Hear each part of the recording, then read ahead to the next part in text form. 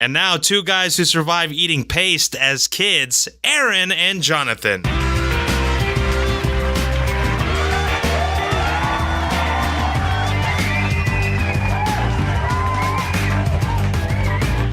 Howdy, and welcome to episode 97 of In the Rabbit Hole's Urban Survival Podcast. In this episode, more shenanigans on the farm, and Jason can't find ammo. We're your hosts, Aaron. And Jason. And you are in the rabbit hole, safe and sound.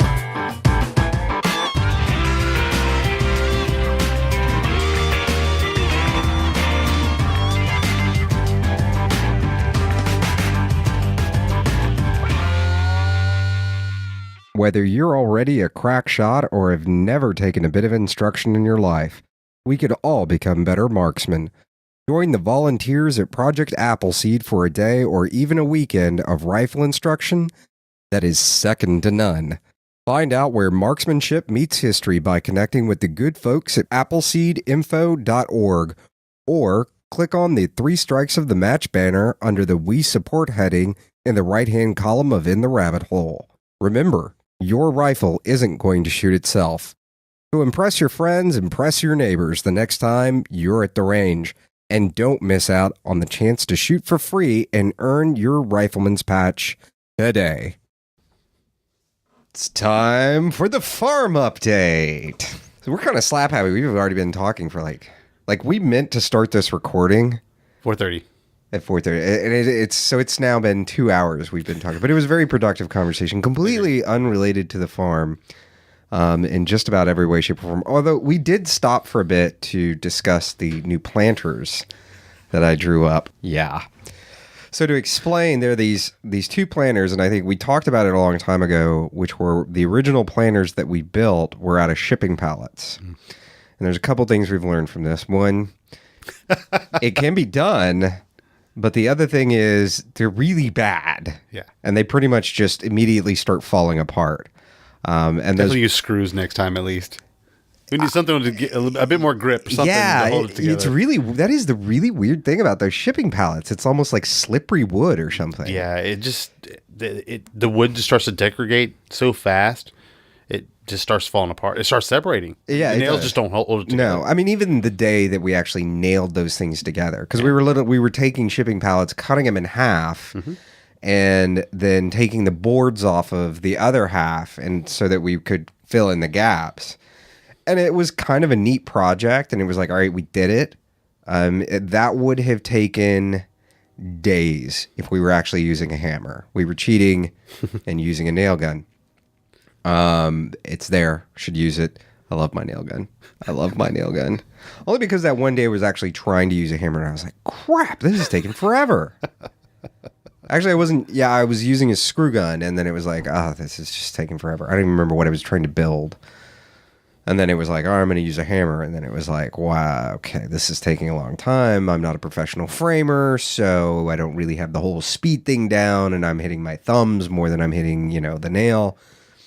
So off to the hardware store we go. But yeah, they worked. They're still working. They also serve as kind of a gate till the chickens realized they can actually fly. They did a good job of keeping the chickens in.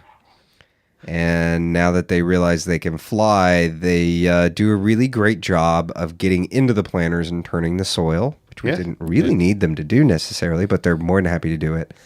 And then, of course, they discovered there was a giant compost pile with lots of bugs in it. So they go and they get into the compost pile and start throwing the compost pile everywhere. While there's always that one idiot that's still in the planter, basically just destroying our vegetables. Having a very good time at it. So we have to kind of keep them locked up. And so I sat down, I had a little extra time today than I thought I was going to. And I was like, I've been really thinking about that. We really want to build these new planters.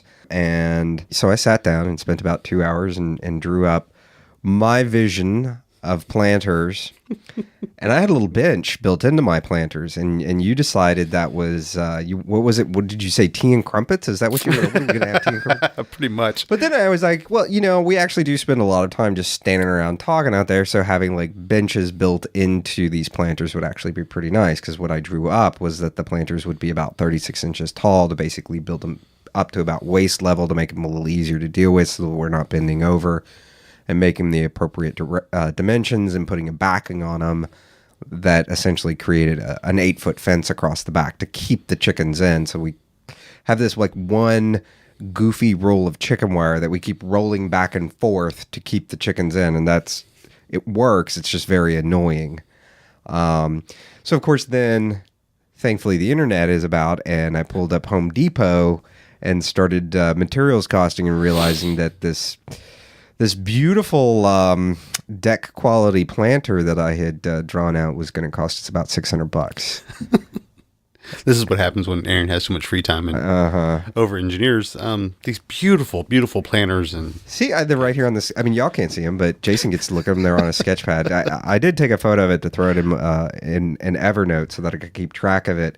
And if I remember by the end of the show, I will also put a picture of the sketch in the show notes. But yeah, so I don't think we're going to be doing that. Yeah, no. At least no time. I mean, maybe we have to finish the water and the aquaponics and perhaps even a quail project. You'll allow me to build these planters of glory. I'm looking at it now, and I'm very sad that that's a $600 project. What we will get to it one day. There are just so many other higher priorities. I mean, like water. Yeah, water. And we're going to talk about that because it has become very obvious that we messed up in our planning and forgot the major priority of water in the state of Texas. Yeah. Well, I think anywhere, if you're in a situation where you don't have a hydrant and you're dealing with this many animals, which we have another interesting bit of news about, the sudden peak you come to in a farm where it's actually productive. It happened so suddenly too. Yeah, it was like all of a sudden one week, it was like, oh crap. We now have the opposite problem. But that is going back to water. I think that would have been a problem anybody would have had, and that was, and in some ways in the show, I think we'll be reflecting on a few things that it was like we wish we'd done differently. And I put it in the show notes. Before we started with rabbits, before we started doing anything, getting that area cleared out really would have had to have happened. But I think the first thing we should have done, which was probably my fault, I was probably being bullish about it, being like, no, let's just go ahead and we'll carry water out there. And it became a real hassle. We just underestimated, number one, how much water we would actually need. Yeah. And then the actual physical effort needed to carry that much water that far on a by day, every other day basis. Yeah. I mean, we undershot that. We figured this out, and I don't remember, it was within the last 2 weeks, you and I were talking about it, and we were trying to figure out how much water it takes. And even, like, we just have 2 4x4 planters, and then we have the rabbits and chickens, and that right there is about 10 gallons of water a day. Because the actual compost piles do need water on them. Yeah.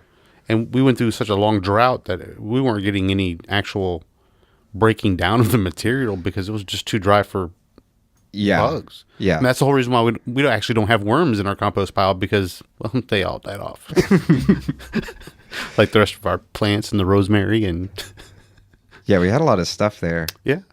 That didn't last very long. No. I'm amazed that what do we have left? We have... Jalapenos. There is a eggplant that looks beautiful now, but has... Till the chickens got on it. Oh. It produced, one eggplant? One small eggplant, about half the size of a decent store-bought banana. Exactly. I wouldn't even call that an eggplant. But the bell peppers, man, I've got to give them credit.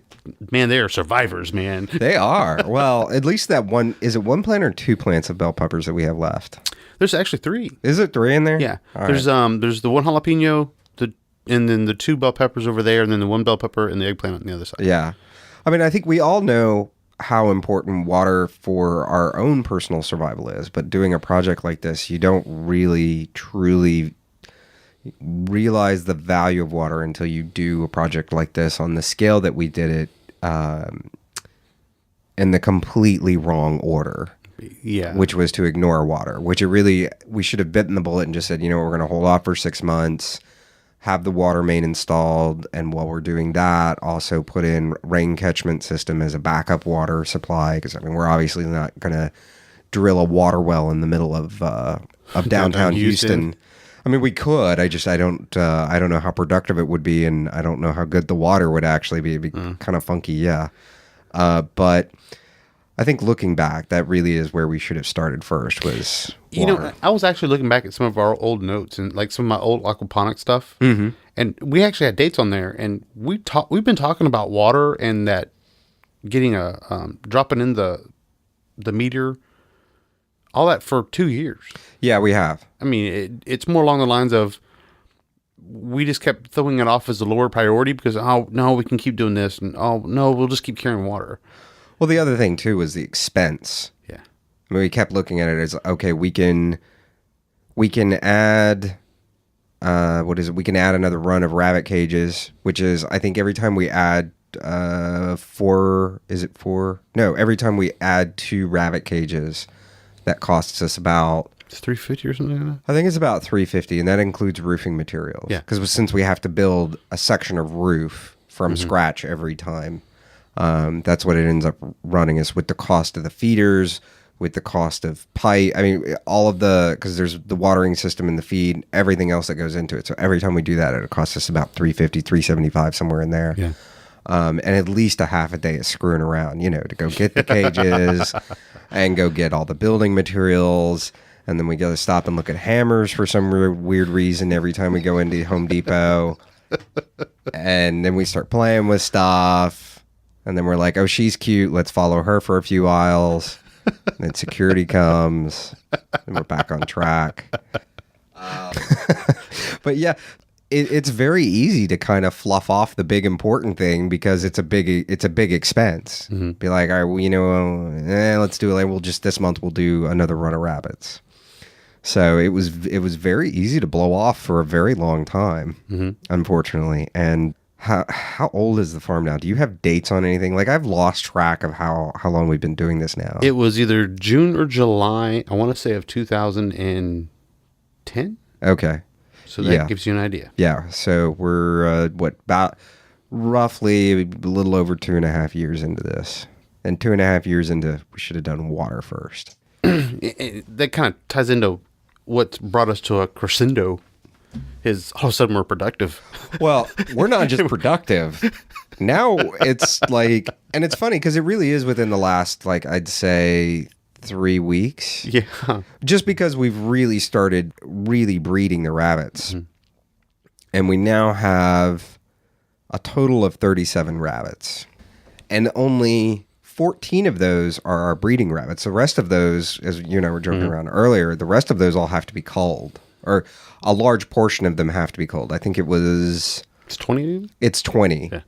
So in about 3 or 4 weeks, we're going to have to cull about 20 rabbits. Bunny massacre. It is going to be a bunny massacre. That's going to be kind of an interesting day. Yeah, it's going to be a long day.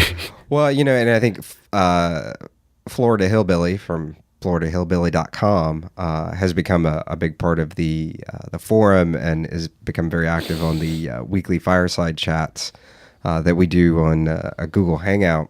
And he was teasing me about how long it takes us to actually break down a rabbit.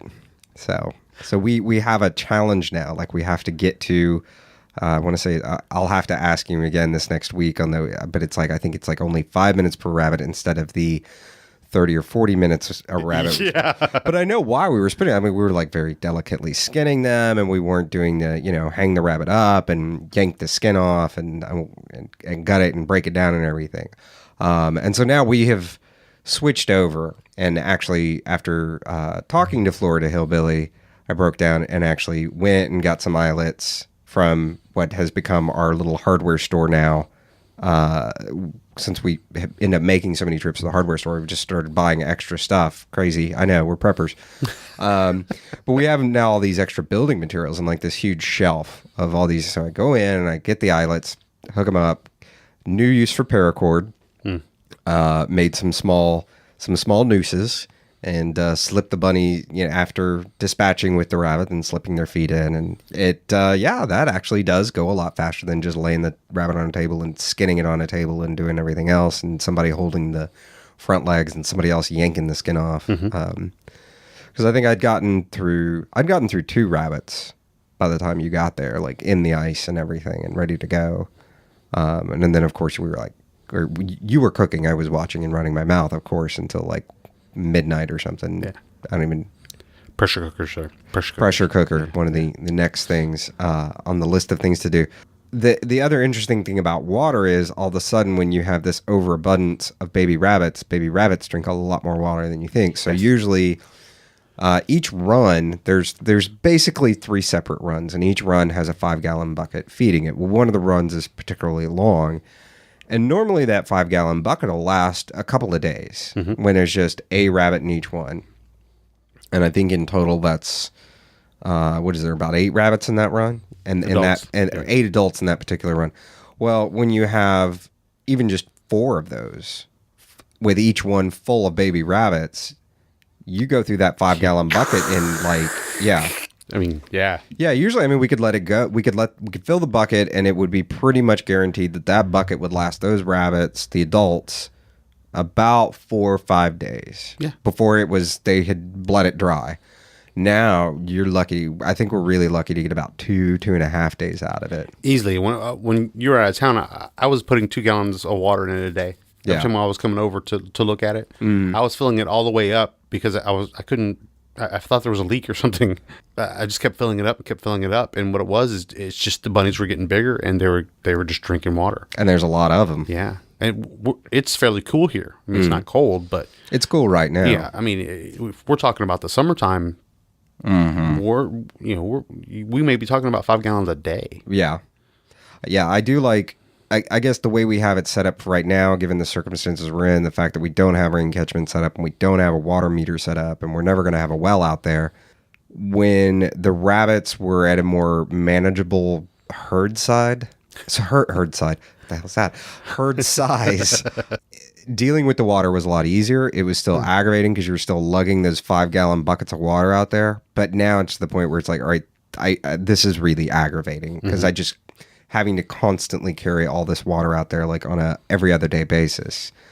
It's only time consuming because like, I guess for those that are new to the show, the area that the farm is on a city block, and the water main for the property is literally on the opposite side of the block from the farm. And the farm's like, 2,500 square feet, something like that. I think we call out a different number every time we talk about it because we've never actually measured it, but it's thereabouts.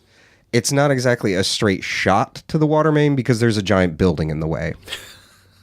So you got to like go around through the back parking lot, and then you got to drag through the building and then go out through the front and repeat the process. It's a bit of a trek. Oh, yeah. So, but I mean, you've taken to just loading them up in your car. Oh, what was it? It was like 2 weeks ago or something, before I went out of town, which is why I missed the fireside chat last week. So sorry, folks. But I also don't like to announce when I'm about to go out of town. It's a little better to say, hey, I was out of town for that week. But I actually did those 5-gallon, or actually there's 7-gallon Reliance containers I have, the big blue ones. Yeah. I actually, when I was on my way up there, it was the day that I was killing, yeah. Processing, I know, culling. I filled those up at the house and threw those in the back of my truck. And then I had 21 gallons of water with me. And so I had enough water to fill all the water buckets, fill the chicken's water, and wash up in between working on the rabbits.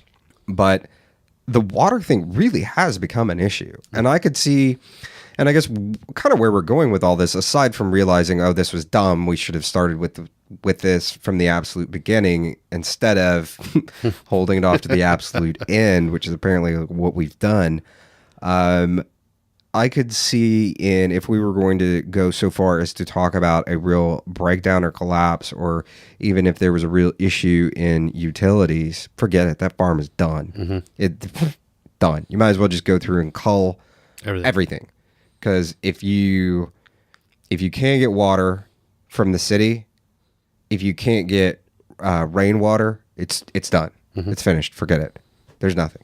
I mean, otherwise all you're going to be doing is torturing the animals. No, okay. And they probably won't even really survive, at least in our environment. In a cooler environment, if you're in an environment where your highs are 80 and your lows are much lower, then, I think maybe you could eke out a little better with the lack of water. But the other thing that I think we've realized is how many rabbits it actually takes to do a full production just to feed 2 people. And we're kind of at that point now. We're at the point now where you're getting tired of eating rabbit. Yes. And I could eat the same thing every day for every meal, and I really wouldn't care. It's just not that important to me. But I could definitely see where variety would be nice.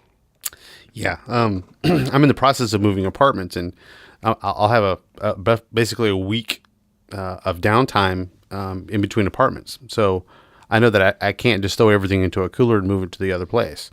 So I'm in the process of cleaning out my freezer, not really buying any more meat or anything like that, just to get rid of everything that's in my refrigerator. Well, everything that's in my freezer is, eggs and rabbit.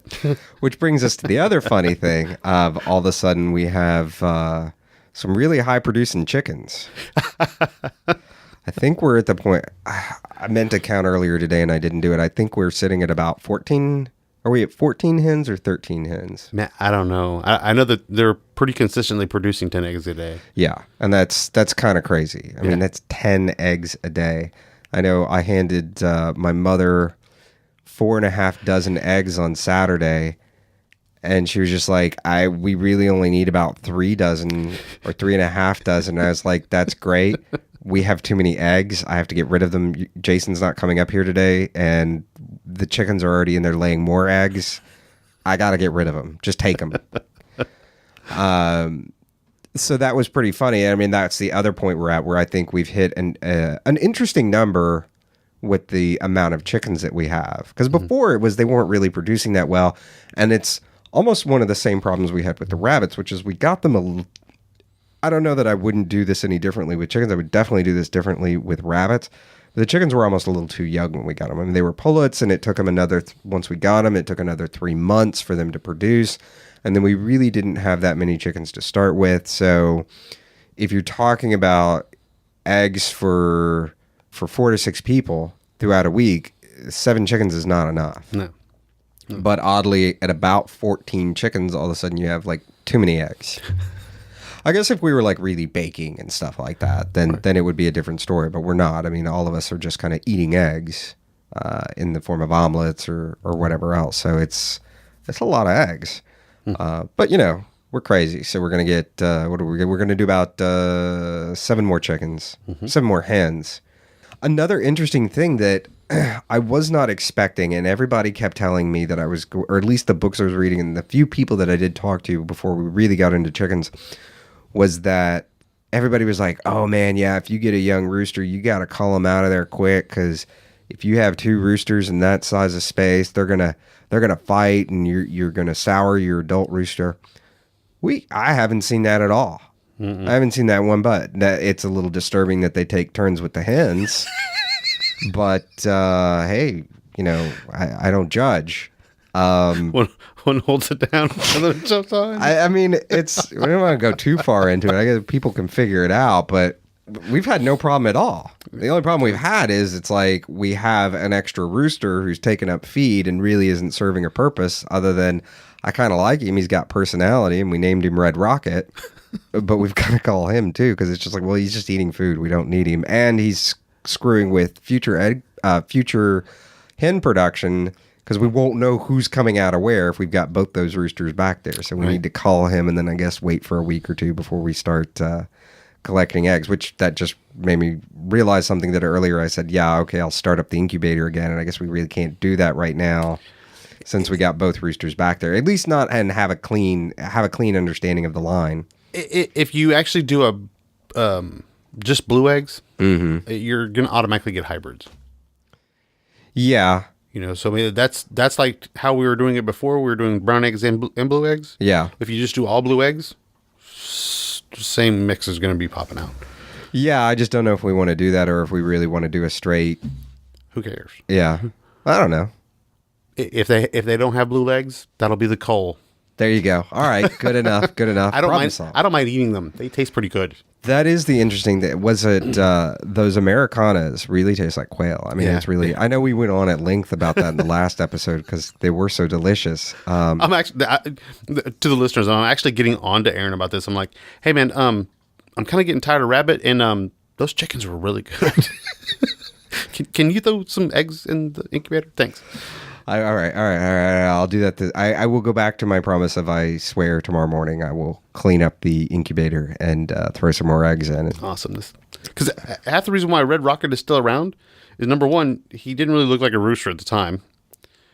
So he got missed when I was pulling up all the roosters. Number two, it's really a pain in the rear end to pluck and all the other stuff for just one chicken. Because you've got to set up the boiler and this and that. Oh, that's right. You got to miss the last time. I did. I completely missed it. And I felt very guilty that I did not take part in that. Although I did have to deal with the aftermath of my backyard being covered in chicken feathers. So how many chickens was that? It was like 9. I want to say it was 9. Yeah, it was about 9 chickens. So there was just feathers all over my backyard. It looked like there'd been a pillow fight and not an entertaining one. Oh, I know. It was just a total holocaust in your backyard. Man. It was. Because there's 4 rabbits in there and then all the chickens. And well, it's about to be a lot worse considering the level of production we're at. And I think that goes back to the problem with because people are saying, well, you guys have been complaining for 2 years that you had terrible production of the rabbit. Right. Why are you complaining about all these rabbits? Because we have all these rabbits. We have more on the way. And we don't have any more space because a lot of the mothers that already gave birth, well, their cage is already full of baby rabbits and we didn't time it quite right. So those baby rabbits are going to have to be called a little earlier than we usually call them, which I guess is fine. They'll be very tender fryers. Mm-hmm. We've actually never culled any fryers. No, we haven't. We've always kind of let the rabbits go on for a little too long. I mean, we get some nice big juicy rabbits out of it, but they're not quite as tender as perhaps would be. So that'll be a new experience. But it's still the issue of we got a lot of rabbits and we got nowhere to put them while we let them at least get to the point where they really are a mature fryer. We can probably get them there. I mean, we just called 3 rabbits and we really need to call that 4th. Well, we could call a lot of we could call a few more of the Californians. Yes. Yeah, since now we've got an abundance of New Zealand's. Yeah, well, we've got black, we've got white, we've got sable, we've got broken, we've got, I mean... Yeah, the introduction of the New Zealand's have definitely put in a new color scheme. Yeah, the farm is a lot more colorful from a rabbit perspective because we started off when we were given the black rabbit and we were given the white rabbit and they were both bred to a broken rabbit, which is black and white, looks like a Dalmatian or like a Rorschach test is basically what she looks like. One of those ink blot psychology tests. And that's even with only one of the does actually ended up pregnant. So it was only the black doe that was pregnant. And then we got a black stud out of the bunch. And I was thinking about this the other day. Were there only 2 rabbits out of that first one? It was only black and broken, huh?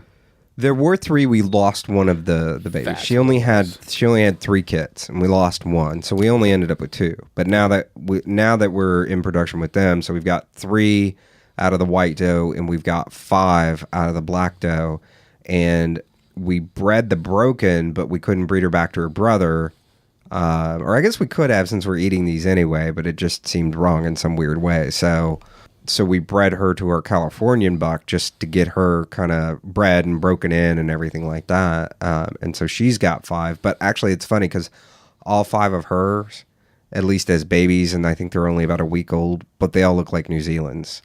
Because we've got 2 brokens in that and 3 black bunnies. So, and that of course doesn't count the herd of Californian babies we have right now. Which is interesting because, it used to be in the past, looking back on it, it was funny because we would get these batches of babies and we would just be praying for does, because we're like, we don't need another buck. And of course, all we would get would be all these freaking bucks. And now I look, and so we would just be coveting these, just waiting for these baby Californians to kind of grow up and be useful. Now I look at it and I'm like, man, I'm going to eat all of y'all. Y'all suck. Well, yeah, I mean, they're tasty creatures, but from a standpoint of we like the New Zealand so much better, and we're switching over the farm to New Zealand's and kind of wiping out the Californian herd. It's kind of a medium-paced progression. As fast as the New Zealand's can produce does, we'll be overhauling that part of the farm essentially, which is nice because it's interesting. We'll always, for the most part, we'll always be at this level of production from now on, minus summers when it's too hot to breed, but we'll always have this almost overabundance of rabbits. Mm-hmm. Which, if you actually balance it out from the downtime, it's not that bad. It's not that bad at all. I mean, if you're canning and all that stuff, and even freezing, I mean, if you're not going to eat 20 rabbits a month, yeah, if you weren't going to eat, if we had a full, because we lost 3 litters because of the cold and because of we weren't tracking the timing well enough. Actually, one of them we didn't know was pregnant. The other 2 we just timing was off and we lost. No, it actually wasn't even our fault. They were nesting box. They were bad mothers. They had their kits on the wire. That was another 18 rabbits. Yeah. So we could have so pissed off. Yeah, you were like visibly angry about it, and I was like, it's rabbits. I mean, I felt bad that those babies froze, but you were actually really mad. I was just mad that they were still bad mothers. We just had such a hard time with them, with the Californians. I'm glad that we were switching over to the New Zealand's. The New Zealand's seem to be excellent mothers right out of the box. Their temperament is so much better. I'm not trying to badmouth Californians or anything. We've just had a bad swing at it. When I was talking to Florida Hillbilly the other night, he said he'd had a similar, he just didn't like them either. And actually, that was one of the things. I meant to schedule something with him to have him on this episode, and I completely forgot to do it. Huh. And it's just been so hectic with going out of town for 6 days and then coming back and everything else going on in daily life that so we'll have to get him on for the next episode, and so he can make fun of us. I can hear it now. But it was interesting. One of the things he was saying was most of the stuff that we've experienced, he went through the same things early on too. So it's been fun for him. He was saying it was fun for him to listen because a lot of it's like hand to the face. Oh yeah, I remember when I did that. And so he's a couple of years ahead of us. So he's like, yeah, I did that too. But it's just like, oh, I could have saw that, saw that coming kind of thing. So, but I think the other thing that we were all talking about on a fireside chat the other night was that somebody was asking about getting into rabbits. And looking back on it, I would not buy fryer age rabbits to start the farm ever again. I would never, ever do that. And I wouldn't recommend anybody do it. They are cheaper, but honestly, we sat on those. Part of it, too, is the time of year we bought them, because we bought them during the summer. Yeah. And so then it was like completely, we just sat on them. And we thought we were being clever, like, all right, well, we'll buy them and we'll start getting this farm going. And then when it cools off, they'll be ready. And that's not really what ended up happening. Mm-hmm. It was, they got past the summer, they got past the heat, and then they were all young. They were all inexperienced mothers. It was an inexperienced buck who was having some just difficulties figuring out what his job was. Mm-hmm. That kind of really screwed us up for the first year. And going back, if I was going to start all over again, I would only buy does that had at least one proven season out of them. Yep. That they were proven to be decent mothers, if not, really good mothers, mm-hmm. that they were productive and ready to go. Mm-hmm. And I wouldn't buy does until, I guess it depends on what area you're in, but I wouldn't buy does until I wouldn't even bother getting started until the temperature got down to about 80. Mm-hmm. And buy them bred. Like how we got, that was really nice. Wow, that was cool because you took them home, you stuck them in. I mean, that part I don't really. If you're buying a buck at the same time too, then that part I don't really know. I mean, that's just you're getting a little extra, a little something on the way home. But if you're already getting a buck too, or you already have a buck, then you just breed them when you get them home.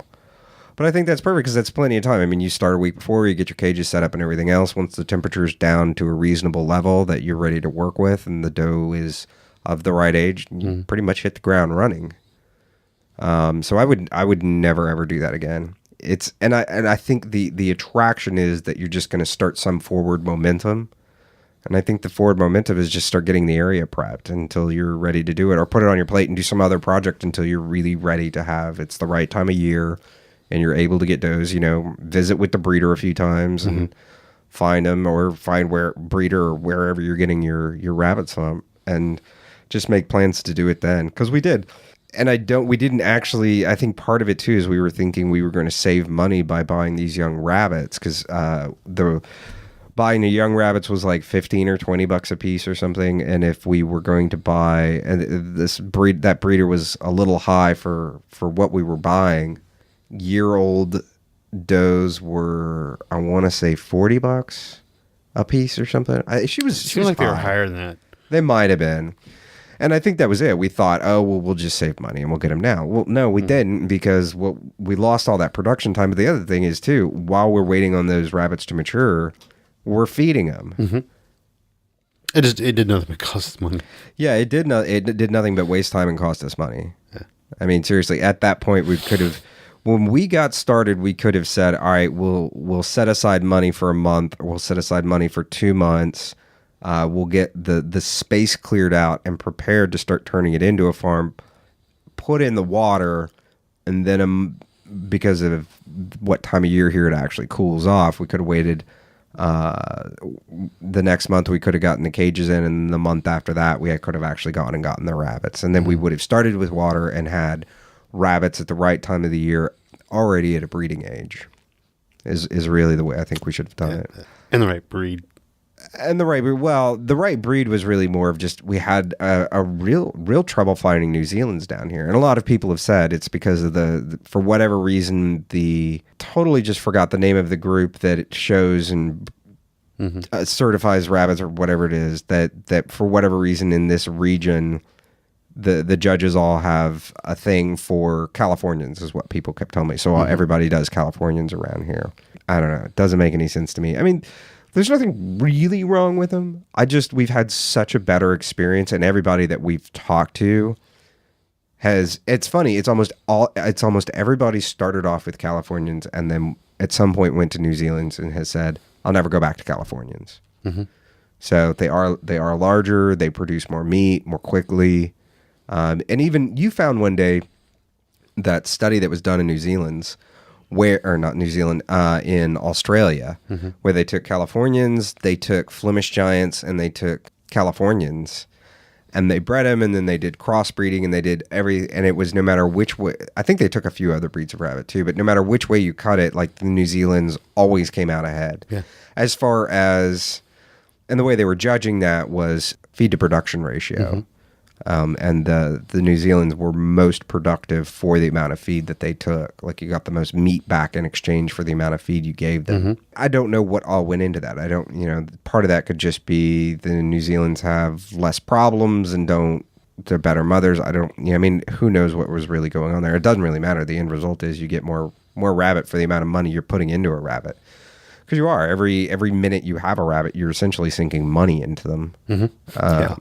And money being either time, money being feed, energy to feed and water them and deal with them on a daily basis, a couple times a day. I'm still a little conflicted about once we get to that point where we've gotten down to Bobo, our California buck. Like, I don't want to eat him. I kind of want to let him go. I don't know. I mean, if you want to eat him, you can. No, I mean, y'all have a special place for him. That's part of the reason why I didn't like naming the damn things anyways. That was not my fault. No, that's fine. And we can do, the ceremonial, you're free. Go play with the other rabbits that everyone else lets free in the frickin' city. To let y'all know, actually you have a better story of this because I haven't actually gone down there to see this, but I'll let you tell the story. Well, there's actually two. So we used to go running in Memorial Park, which is like a big, nice wooded park, which is not that wooded anymore because of the drought. Like, you go through and it looks like really, a wasteland. It's sad. But I don't know what it's like now, but I know before the really bad drought, there were so many rabbits that would come out of the woods that if you went there at dusk, when all the rabbits were coming out, it would just be... So you'd have these huge green spaces before the woods would start, and these green spaces would just be covered in all these different breeds of rabbits, and you could tell, like, people would just go to this park and dump off their pet rabbits. And now I just have this real strong desire to go over there with my 22, but I might really, frighten the joggers. And then the other thing is, like, Jen and I had taken a couple of picnics along Buffalo Bayou. Mm-hmm. About the same time, like about at dusk, all of a sudden you'd start seeing all these rabbits coming out of the bushes and coming out of the kind of brushy areas and stuff. And it just like all these different breeds, which, I mean, the part of Buffalo Bayou that we were on was not that far from Memorial Park. So it's very conceivable that pretty much all up and down Buffalo Bayou is just going to be covered in domestic rabbits. I don't think I've ever actually seen a wild rabbit or like a wild hare or anything out there. It's just all domestic rabbits. See, all I've seen is just the cottontails. Yeah. I've never actually seen anything else. But then again, I haven't been out there at dusk. Yeah. I haven't gone to go look. It's just stuff that I run across when I'm doing, some running in the back, in the back part of the memorial or something. But I think speaking of 22, I think we kind of wrapped up with the farm there. The last episode we talked about ammo and stuff, and actually, like, most people I knew were having problems finding ammo, but then again, most of them were going to sites that aren't that great, and a lot of people were relying on like local stores and stuff, which I'm all about supporting local stores, but if I can't go into a local store and buy the quantity and kind I want, which most of those stores have like 2-box limits and stuff, and they don't sell by the case. Whereas if you can actually go online and buy by the case. And so there was a few sites that we recommended last time, and we actually got a few emails from people saying, hey, thanks for the tip. And at first I was a little worried that it was, wow, did that many of our listeners go out and just bleed that website dry? Yeah. Thanks, man. Appreciate it. I don't think that was actually the problem, because as soon as you were like, I've been online for an hour and I can't find him. And I was like sending you all, like, go to this site, I was like, what is he talking? He's got to be out of his mind. He can't be looking at the right thing. And so I go look at it and I'm like, oh my God. I mean, there's like, even like 10 millimeter auto, which who owns a 10 millimeter auto? Now I'm goofy. I have actually always wanted the Colt Delta or whatever, but I'm not going to walk around on a daily basis with a 10 millimeter. So I've just never bought one, but 10 millimeter was like one of those handgun ammos that it was like, the guys who have them absolutely love them and everything. And I'm sure they're really fun, but most people just don't have one. Even that is just gone. Yeah. 30-06 gone. Now you went to the store the other day. Yeah. Did you actually end up finding any 30-06? Yeah, there was 30-06 there. Okay. That is one thing I've learned is the traditional hunting rounds. Yeah. The 30-06, the 30-30, the 7 millimeter Win Mag. They're all there. Yeah. There's not really a problem with those. I'm starting to see 12 gauge is getting real thin. The slugs in the buckshot. Yeah. Still tons and tons of birdshot. Yeah. But man, I went in there the other day, and that's how I've been trying to circumvent this, is just whenever I get a chance, just swing by whatever gun store, whatever is close to me, just swing in and just go grab a couple boxes of ammo. It's the only way I'm going to catch up. By the way, I am the worst prepper of the group by far. I mean, when Aaron, whenever he goes and buys something, he'll even attest to this. The first thing he thinks of is, oh, you know what? Jason probably didn't buy a box. So he's always buying, double up on stuff just for the simple fact that he knows how much of a procrastinator I am. I have to get to the AR thing here in a minute. Because this is total news. I didn't even hear about this before the show. I don't have an AR. I mean, you know that. I know that, but I still don't know why you're obsessing over an AR. Well, it's anything that. Well, the whole reason why I'm obsessing over it is the fact that I might lose the ability to purchase one. That's true. That is true. And mags are all gone. Because even I was going to start buying mags before I even bought the gun. Yeah. And I talked about that months ago. I was like, man, this is starting to get kind of scary when you start buying mags. And of course, what did I do? Not go buy them. I just got busy with other stuff. Wasn't thinking about it. And now you can't. It's as bad as ammo. Well, that's actually worse than ammo. Oh my god, that's a lot worse than ammo. I think somebody called me the other day and they were like, "Hey, I'm someplace and they have PMags, but the price they're charging is I think he was saying they're charging $40 for a PMag." And I was like, "That's not crazy, dude." And he's like, "What do you mean?" I was like, "Do you not watch the news? Are you not paying attention?" He's like, "No, not really. I just kind of stopped in." It was actually Jared. Wow. And I was like, if they've got PMags for $40 and you don't have any magazines, and I was like, if you have magazines, don't buy them unless you just really feel like you just need more. But I was like, but if you don't have any, that's not a bad price. Because, I mean, depending on what day of the week you look at, like Gunbroker, you see them going for like 60, 80. It's ridiculous. If there's a lot of stuff stirring up in the news that day, it's like I've seen them go in for like $100 a piece. You've got to be really desperate to be buying them for $100 a piece, but it is really kind of amazing. I mean, so for that week that I was out of town, I was really kind of cut off from what was going on in the news and stuff like that. I mean, other than truly major alerts and stuff, and I really don't know what has caused this. Other than all I can think of is it started to become a snowball effect of, people go to these sites, they don't find the ammo, and then when it does finally come around, they just buy as much as they can because they're just so freaked out about it. Mm-hmm. And you and I were talking about that the other day. Like, I was on sgammo.com, and when I went on there, I just go on there just to look at prices and just to see, kind of get a sense of what the stock levels are like with these different ammo sites, just out of curiosity, just to keep up with it. And they had a case of 40 caliber Winchester, the Talon series or T series, whatever they're calling it now. Right. And it was in 165 grain, which is the grain I like. And they had a case of it. It was like 330, 340, something like that. And I actually stopped and thought about buying it. And I was like, I don't like shooting 40. I have one, but I don't like shooting it. Why am I about? And I already have like enough that I really just don't care for somebody who's not going to really shoot their 40 very often, if, right. Whatever. And I had to stop myself because my reaction too was, I can't find it. It's in stock. Ooh, I should hurry up and buy it. And I think that's a lot of what's happening is people are just become used to it, not seeing it, not finding it available. When you do come across something that you're like, well, it's not the ammo I normally use or really like to use. So, normally you would just be like, whatever, not even think twice about it. Now it's like, I mean, it was really like, credit card coming out of the pocket about to buy it and go, wait, I don't need this. I don't want this. Why am I going to spend all this money? It could go into water for the farm. Right, no doubt.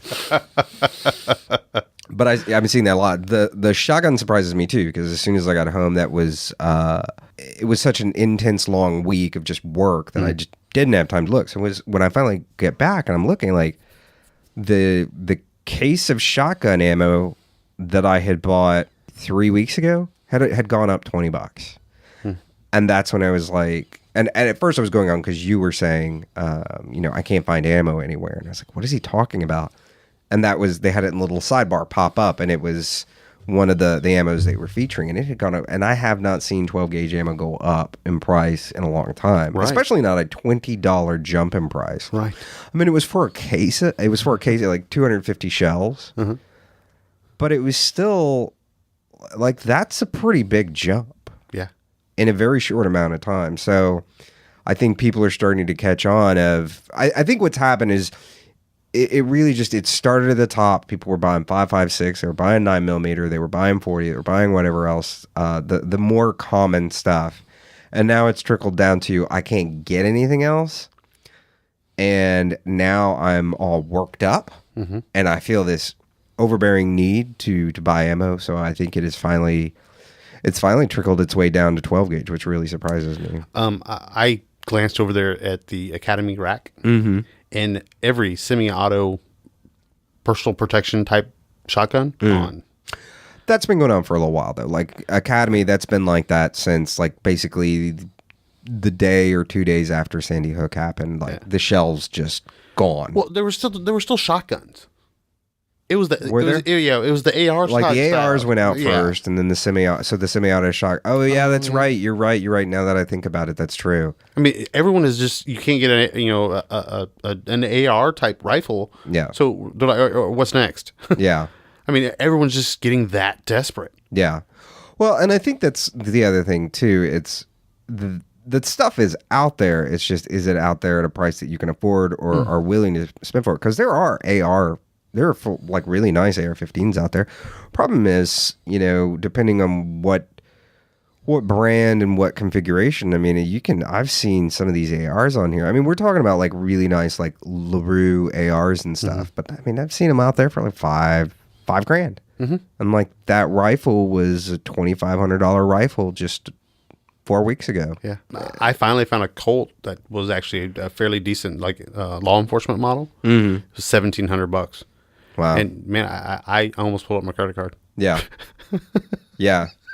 But see, the funny thing, I mean, that rifle, even, going back 6 weeks ago, was like what, a $900, maybe an $1,100 at the higher. I think it was $1,100. Yeah, about $1,100 rifle. Yeah, I mean that doesn't surprise me. And actually, what I have seen, because one of the other things I did was jump back on Gunbroker and start like pricing specific rifles, and what I have actually seen is a lot of the rifles that had gotten really high have actually taken a dip. So I'm actually surprised at 17. Like, if you'd said it was $2,500, I would have not been surprised. Oh no! When I said that I found it for $1,700, I was like, finally something that's halfway decently reasonable. Yeah, which is insane. Yeah, no doubt. $1,700 for an AR. Yeah. A year and a half ago. The whole reason why I don't have one yet is because I always thought they were too overpriced. And I was going to wait for the prices to drop down, because majority of the ARs that I was looking at were about $2,000. I'm just like, it's an AR. I mean, I really want one. I see the utility of it. But all I'm going to use it for is basically like 3-gun, so it was always kind of lower on my priority list. Well, now with all this big rush, I'm like, oh, damn, I got to get it now or I'm never going to get it. Yeah. And, I was, bitching and complaining about $1,200. Now I'm like, under $2,000. So what's up? Here's a check. I'm just like, damn, man, this is ridiculous. It is ridiculous. And what's interesting is where the prices are at of things right now. So many people are looking at it and just go, and you see a dip, and if you see a dip of $300, like normally that would be a huge deal. Like, oh wow, this store is having a great sale. Now it's just like kind of a normal fluctuation because the prices keep fluctuating like up and down and up and down and up and down. It is insane. So strange to watch.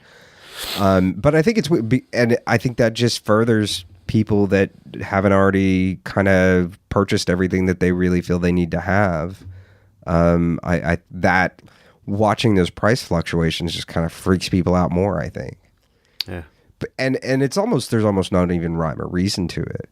Because like when you were telling me about that the ammo was out, I was like, is something happened in the news? Is there something going on? And it was just like nothing. I mean, the only thing that I've found or seen is Homeland Security sent in another order. Yeah. But even that. Yeah, I mean, there should be enough capacity in the United States, for God's sakes, to be able to account for that plus everything else. Well, yeah, and you and I were talking about that, and and I heard a bunch of people say that, and I'm like, that would make sense across a few calibers. So that might make sense for double-aught buck. That might make sense for 9mm, for 40, for 5.56, maybe even 308. If they just put in, a broad spectrum order like that, I could see where in one day them putting in that order, that would kind of disrupt the market. But that's not, the problem's not centered there. I mean, the problem is everything. And I think the other thing that we're going to see, like with a lot of the gun manufacturers have already come out and said, you know what, we're not even producing anything else for the rest of the year. We're only producing AR-15s. We are stopping production on everything else, which is going to cause a short in the market for all those things they're not producing. And I mean, that's probably a lot of what's going on with the ammo manufacturers right now too, because they're just like, everybody, there is no, it's very hard to find 5.56 online or even in the stores unless you're going to go on to Gun Broker and pay through the nose for it. Yeah. And so I would say that, most of those ammo manufacturers are probably, maybe that's part of what's going on. If it's not what's going on, it is going to hit us here in the next couple of months, and that they just like shut down, like, hey, you know what? We don't need to make more 30-30. Right now we need to make 5.56. So pull all the, whatever it is they do, pull production and start making it. But that was interesting to come back to because it was just kind of out of left field. Yeah, it was insane. I shoot a little bit more than Aaron does. And I went down to the range, and I hit like 3 academies because generally it's cheaper than buying range ammo. Yeah, anything's cheaper than range ammo. And I mean, I literally was like, I finally picked up the phone and I called, the gun range. I'm like, man, do y'all have 9? They're like, I can reserve 2 boxes for you. There's a 2-box limit. Yeah, that's full metal jacket. Yeah, for target practice. All right. Yeah. Same with 223. And the brands. Never heard of them. Yeah, stuff you've never even heard of. Never heard of them. Yeah. But I was like, as long as it shoots, man, I need to get some practice time in. Yeah. I need to sight in my Sega. So I was like, I got to get to the I have to get in. It's like going to the gym. Yeah. I had to get in my range time in, man. I was like, Jesus, this is ridiculous. Yeah, I got a new optics for my AR. I got a new red dot in, and I was thinking about it, and it was funny. I was online buying the optics, and then I was like, I really need a new bore sight, and I know I'm not going to take this thing to the range to sight it in, so I'm just going to buy a new bore sight and bore sight the thing. I'm not even going to waste my ammo on it. Part of it, too, is just like I could honestly care less about my AR. They're okay. It's just, it's not my favorite rifle in the whole wide world. Mm-hmm. So to me, I'm just like, it's whatever. Okay. I'm not going to, it's not the first thing I run to if the zombies rise tomorrow. Because I'm going to be punching them with 308 or 22. But I guess it depends on the size of the zombie we're talking about. And I just don't know when that's going to get better. I mean, it's going to get better when this stuff either passes or doesn't pass. Well, it's not going to get better if this stuff passes. Let me rephrase that. But it'll take a few months to simmer down, but it will get better after if this stuff doesn't go through. Right. But I think people are so freaked out, and people were already so freaked out when this president came into office. And that was the first time we had an ammo shortage. Mm-hmm. And we thought that one was bad, and it's nothing like this. Nothing. So I actually don't have any brilliant, like last time I thought, I gave out some tips and some people emailed in and said, hey, thanks, I really appreciate it. Now I'm just like, I'm at a loss. But yeah, it is interesting. I think it's really interesting that it's not even a pricing issue anymore. It's really come down to, for any of this stuff, it's really come down to it's just flat gone. Dude, I just bought 100 rounds of 380. Yeah. Why? Because I literally, that's my backup gun. Well, you're very backed up now. Oh yeah, none of my primary stuff's. Well, now your 380 is your primary. Pretty much. See, but it's interesting to see what happens with ammo from one shortage to the next. Because like 380, you could not find that last time this happened. Like that was a big deal. Because Jen has a 380. And that was like a really big deal. Like I had to have a friend that owned a place, that owned a gun store, like actually hold over a box for me because Jen apparently had let herself completely run out of ammo. God. And so I'm actually like, oh, you found 380? Wow, that's crazy. It's just interesting to watch what happens. That brings up a very interesting point. When we first kind of started getting into this, we all got into this kick of, all right, we need to like consolidate all of our weapons so that we all have the same calibers, and we need to narrow it down to just like just 9mm for our handguns and just 223 or 308. We need to have both types of guns and a 12 gauge. All of us have the same thing, so we could all stockpile up all this ammo because of just these 1 or 2 calibers. Well, this whole shortage brings an excellent point to that. It's that you got to have some variety, because sometimes you're just not going to be able to get a hold of 9mm. Yeah, we were talking about that a little bit or Jonathan and I were talking about that a little bit on the last episode. The traditional mindset in the community has always been stick with popular calibers like 9mm, like 40, like 45, and 5.56 and 308 and stuff like that. And the idea is that it's so plentiful that it'll be like one of the last rounds to go away. Well, everybody has taken that mentality. I mean, that's not just in the prepper community. That's everybody does it because it's what a 9mm is a popular round because it's a good, effective round. It's inexpensive, and it's easy to usually very easy to get a hold of. But that, at least up until like the last week when it was just everything was gone. Up until that point, like it was easier to find a lot of the other stuff. Like 357 SIG, which is my preferred caliber for daily carry, has been catching a lot of steam over the last few years, especially with like DPS departments and highway patrol and groups like that. But I think that went slower than 40 or 9mm, but even that is now gone. But that did go slower, and so it was like that was easy to find cases stuff for. So it is interesting to watch. Like the conventional wisdom is in a lot of ways just wrong. Unless you just completely, like if you went out and just bought, if you were stocked up completely like a couple of years ago, like back before all the ammo shortages and all the prices started going nuts and all this other stuff, like back before the current president was elected, then you would have been fine. You wouldn't have cared about any of this. I mean, it's just like storing food. You're like, wow, there's a food price spike. I don't really care because I'm stocked up. It doesn't really, I can weather these kind of hiccups. But most of us weren't at that point, I don't think. I mean, especially kind of at our age, you're talking mid-30s or whatever, and you're doing everything else in your life, and you're paying for different things, and whatever, paying off student loans, paying off mortgages, and doing all that stuff, then it's not easy to go out and, drop $400 on 1,000 rounds or something. Because you look at it then, and it's in such plenty, and you're just like, I don't need it. But... Never again, sir. Never again.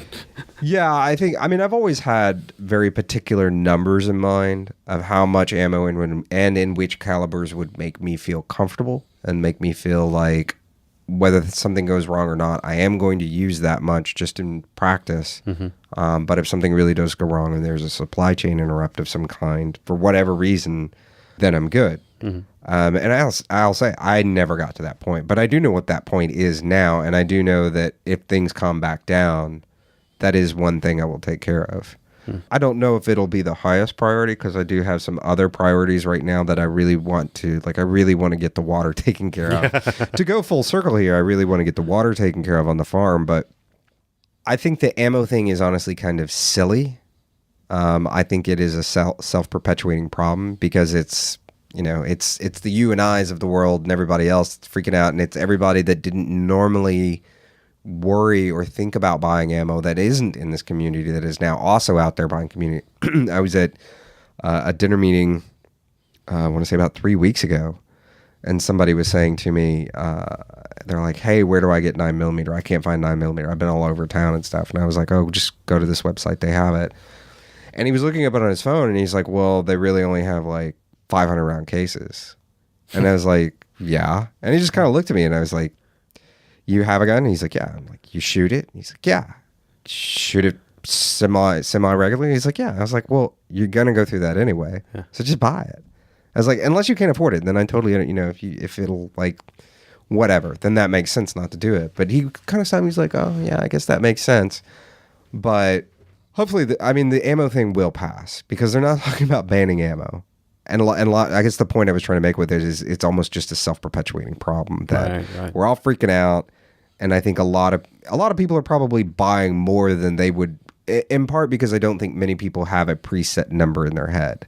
This is a number that will make me feel comfortable. Like, we'll take 22, which is, I would say there's two calibers, we'll say, that I'm actually at a point personally where I'm like, that's comfortable. I've got plenty. Short of trying to take on the entire zombie apocalypse myself, I'm good for a long time, we'll say. So, but that's only 2 calibers, and there are several other calibers I'd like. But I think without that number in mind, it would be very easy. And, there's days when I jump online and I'm looking at prices and I see 22 where before I hadn't gotten to that number, it was like a nagging thing, like, oh, I need to buy another case. Oh, I need to buy another case, or, and to get to that. But once I did it, And once I knew the number and once I got to that number, then I can look at ammo, no problem. Mm-hmm. And I'm just like, the thought still occurs to me, well, maybe one more case. But then I'm just like, you know what? I don't need it. I am actually good. I'm at a point where any more than this is beyond what I said I would do. I wouldn't mind going beyond it. It's not a priority. It's really, really, really not a priority. So, but it will be very interesting to see what happens to ammo over the next few months. I mean, as people calm down. But even in the last one, that took a while. So I'm not, I guess the long rambling that I'm trying to get to is I don't really know what the answer is, because part of what's going on is just kind of ridiculous. Oh, no. But I think going forward and getting off the bullet thing, I mean, talking about going forward, one of the other, just to kind of wrap up some leftover stuff from the last episode where we did the farm update and we were talking about the land project, and we don't really have anything new on the land project this week, but something interesting that somebody brought up was, and I'd never really heard of it before because it's not really something I'm involved with, but it was basically like foreclosure retaliation. Mm-hmm. The question was being posed, is that a danger if you buy that property? But you had, I posed the question to you, and I was like, hey, somebody posted this on the forum. What do you think about it? Because I have no idea. And your answer was? On the single family home front, it was funny when the minute that you brought that up to me, I was like, we don't, well, or at least we're not suspecting. It's not the people that are being foreclosed on anymore. It's the people that are actually monitoring the lists and seeing which ones are getting foreclosed on. And they're prime ripe targets to go and rip out copper. We've had 4 properties that I can think of just off the top of my head that we went and out and inspected them, and the homeowners were there. And 3 or 4 days after the actual foreclosure, we drove back by, and someone ran through the actual garage and ripped every piece of copper out. The ACs were gone, all the copper of the entire AC system. They ripped it out of the attic and all this. And they, of course, they're not being delicate. Well, of course not. So they're tearing the living hell out of everything. We're talking about 2x4 studs, ripping up sheetrock. There's insulation all over. We're talking about, there was $100,000 house. This is the one that I just analyzed the numbers. Resale value, if it was repaired, in the industry we call it ARV, after repaired value, about $100,000. We pick it up at the foreclosure because we just inspected it and looked at really good condition. Mm. So we paid a bit of a premium for it. So we bought it for $40,000.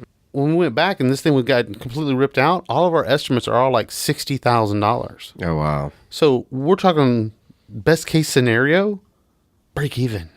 Mm-hmm. Very, very bad. Yeah. So we're not seeing the retaliation. We're seeing, because it's being foreclosed on, it's being targeted by thieves. Yeah. Now rolling back to, I guess, more of what we would talk about as far as, buying agricultural land. Mm. Well, there's not really a whole lot to mess up. Yeah. It's the improved type properties where you're going to see some vandalism and some theft. And you had said something about, really, when you see the retaliations, it's usually like the day or two before those people who are being foreclosed on get kicked out. That's when they go rip things out and tear things up. Yeah. But I'm just not seeing it from the foreclosure side. Now, I'm speaking of this from experience. Well, but I also need to throw into that caveat is the fact that we mainly do tax sales. Yeah. We don't do a whole lot of mortgage, foreclosures. Just because I'm not seeing it, I'm not saying that it's not occurring, but I'm also not hearing it from any other of the other real estate investors as well. They're talking more along the lines of theft. Huh. But I think what really, speaking to the question, is something that it didn't sound like you'd ever heard of somebody coming back to the new buyers and doing anything. No. I haven't. Yeah. I mean, there's probably one person somewhere someday that did do it, but they were probably out of their gourd to begin with, and right, extremely isolated if it did ever even occur. So yeah, as far as being apprehensive about that, the chances of that occurring is actually being robbed at gunpoint. Yeah, and with that, we wrap up episode 97. Thank you for joining us today. In the Rabbit Hole isn't just a podcast and a blog; it's also a community. The best way to connect to that community is by joining me and the other rabbit holers on the In the Rabbit Hole forum at forum.intherabbithole.com. Remember, survival chi starts with community.